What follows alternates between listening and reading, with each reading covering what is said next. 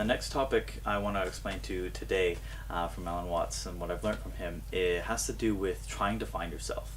It's a very popular thing for humans to do a lot of self-help, but also to do things in life so that they can truly find themselves and fully understand themselves. I think in science this is quite prevalent too, as we are very obsessed with wanting to know everything. And I think good scientists understand that questions are and exploring things and discovering more is really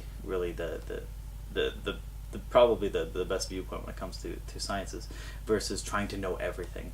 But back to the idea of trying to know the self, understanding that, again, if I am inseparable from my environment, I am intimately connected to everything around me, then by that nature it's almost impossible for me to fully understand it because I am it. As an example, and I think I've talked about this before, if I was to try to look at the back of my head, if I turn around to see it, you notice it runs away from me. Things like, another analogy that I like is try to touch the tip of your finger with the tip of this finger. You can't do it. Fire doesn't burn itself. And things like that are really interesting because we can, as we build greater and greater technologies to try to discover ourselves and our environment, we realize that it runs away.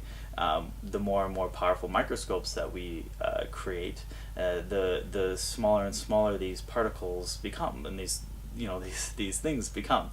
And the bigger and bigger the telescopes that we create, the further the universe runs away from itself. And so philosophically, that's us running away from ourselves. We are never ever going to fully understand or be able to fully grasp and perceive ourselves and our environment because we are it.